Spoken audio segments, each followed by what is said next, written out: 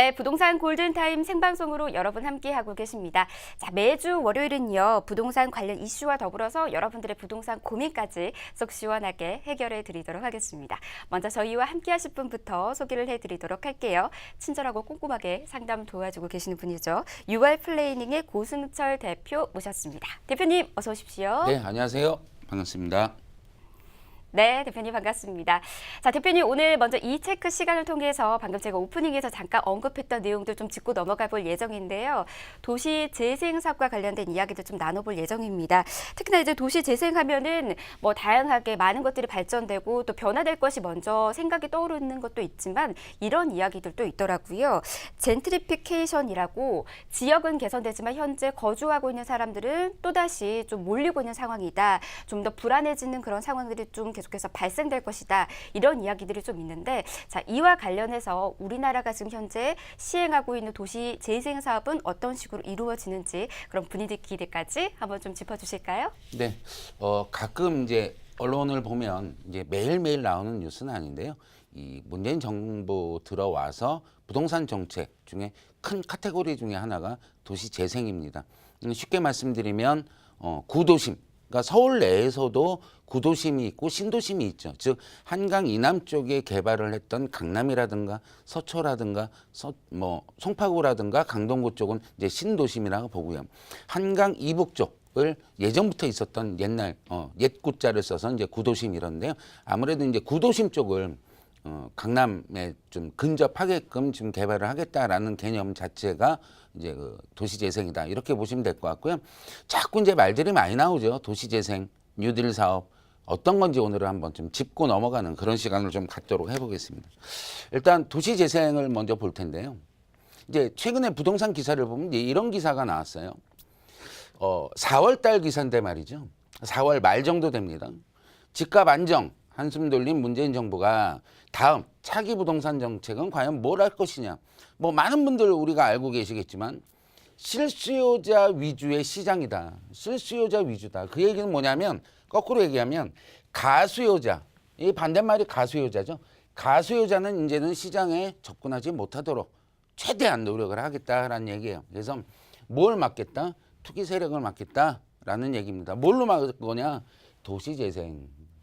도시재생 등 소규모 정비, 즉 도시재생은 아무래도 규모가 크다라고 말씀드리기보다는 좀 소규모로 이루어지겠다. 그러면서 물량 공급을 하는데 많은 물량을 뭐냐면 임대주택으로 하겠다라는 얘기예요. 임대주택.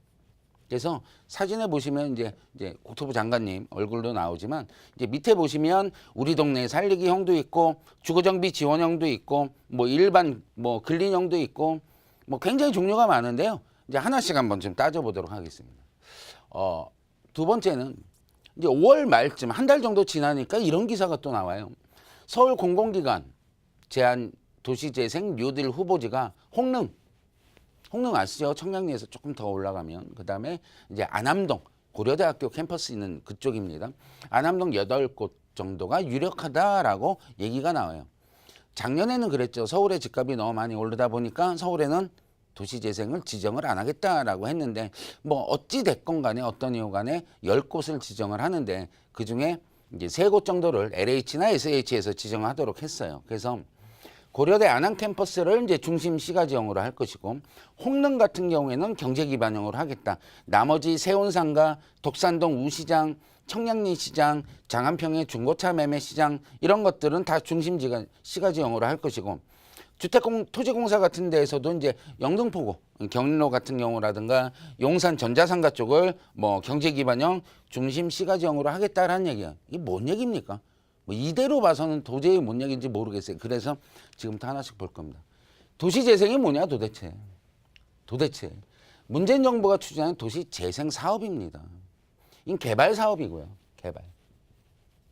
개발 사업은 맞다는 얘기죠. 그래서 사업지에 뭐 5년간 50조 투입하겠다라는 얘기가 나와서 작년부터 과연 재원은 어디서 마련할 거냐 갖고 얘기가 많았죠. 좀 더 풀어볼까요? 문재인 정부의 주요 국정과제 중 하나입니다. 그래서 전국에 이제 낙후 지역, 좋은 지역 신도시는 안 하겠다는 얘기예요. 당연한 얘기죠. 낙후 지역 500곳에 5조 원 공개 사업비 해가지고 5년간 50조 도시 재생하겠다라는 얘기예요. 무슨 얘기죠? 하나씩 볼까요? 다시 풀어 얘기하면 도시재생이란 뭐냐면 젠트리피케이션 아시죠? 임대료가 상승해서 원래 있었던 원주민들이 쫓겨나는 그런 안타까운 현실이 반복되는데 젠트리피케이션을 이야기하는 재건축, 재개발은 더 이상 안 하겠다라는 얘기입니다. 그러면 지금 정부에서 바라보고 있는 시선은 뭐냐면 재건축, 재개발은 즉 젠트리피케이션을 야기한다 이렇게 보고 있는 거죠.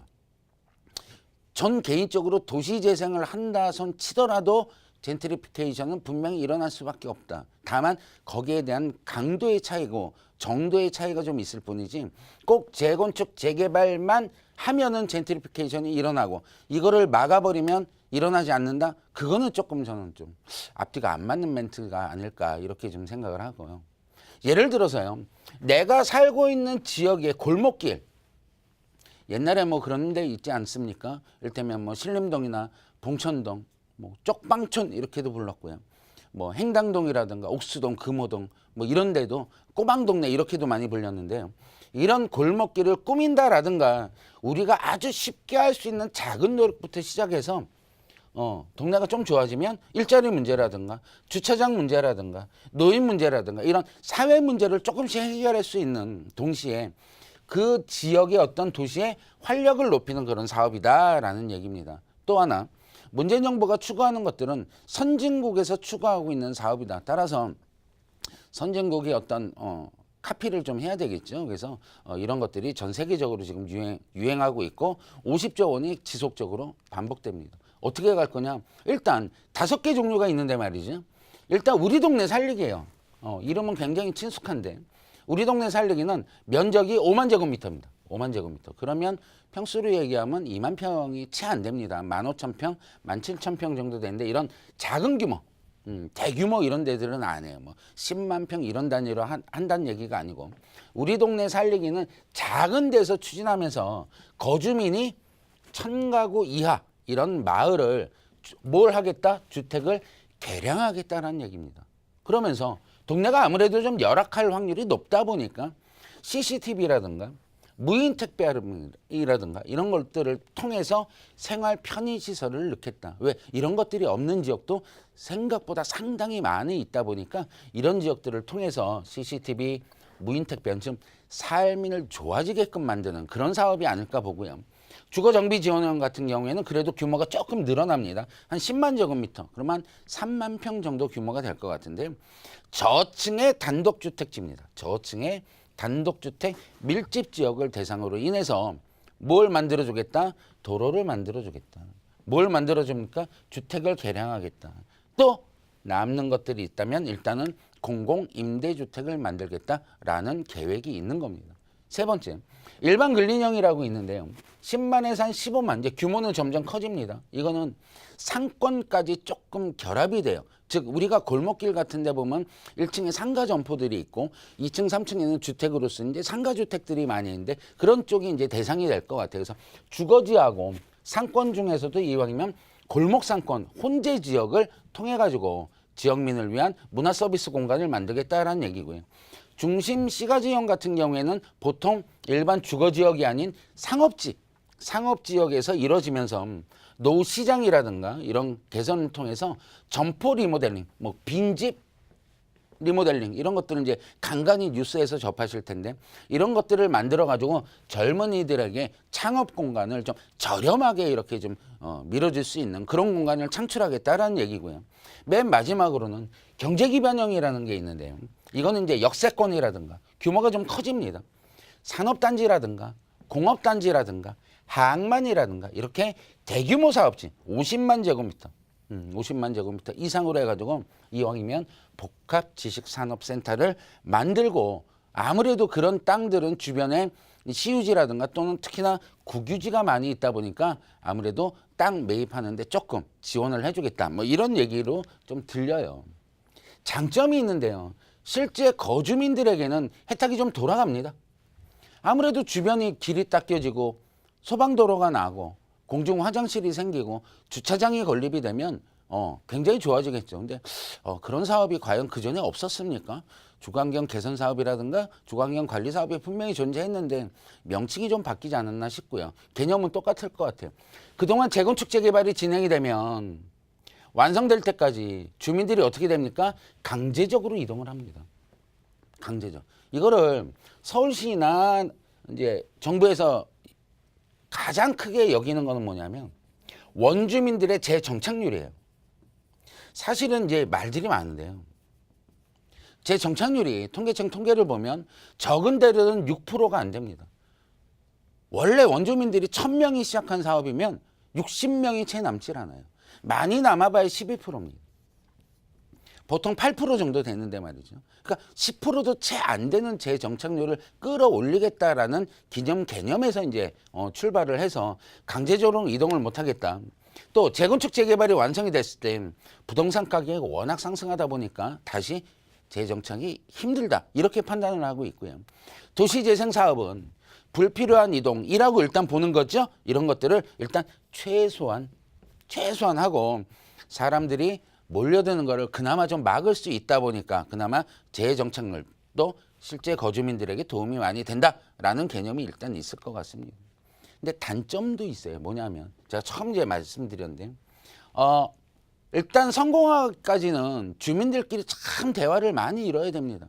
재건축 재개발도 진짜 말 많고 탈 많고 산 넘고 물 건너고 막 그래야 되잖아요. 이거 역시 마찬가지고 두 번째 이런 거예요.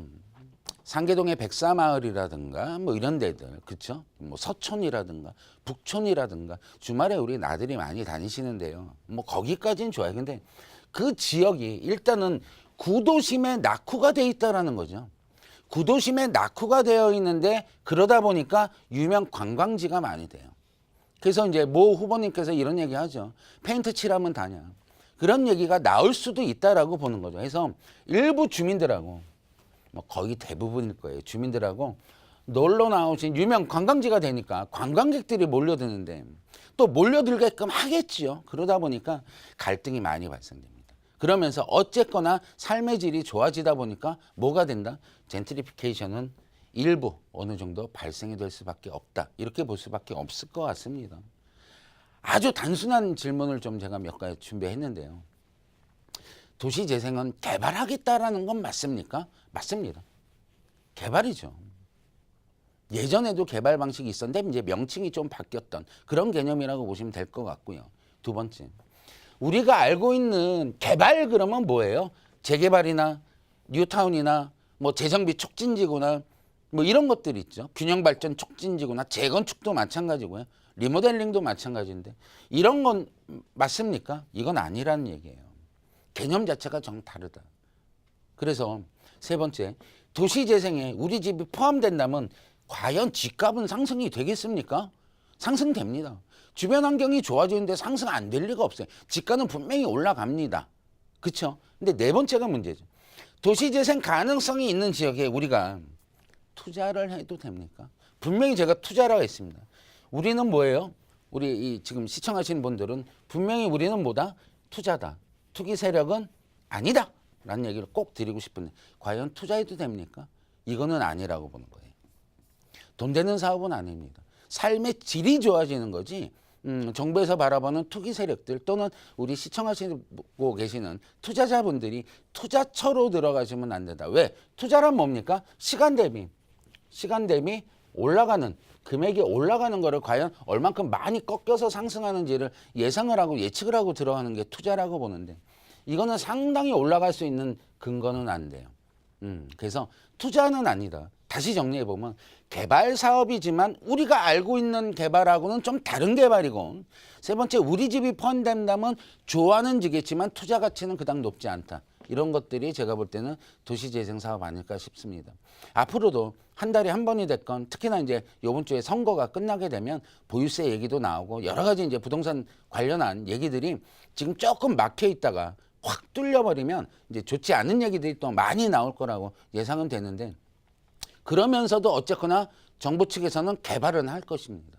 근데 재건축 재개발을 안 하겠다라고 하다 보니까 도시 재생을 할 수밖에 없는 구조가 있고 그게 과연 투자처냐? 그거는 아니다. 이렇게 좀 정리를 해드리고 싶고요. 다음 시간에 좀 더 유익한 내용 갖고 돌아오겠습니다. 오늘은 여기서 마치겠습니다.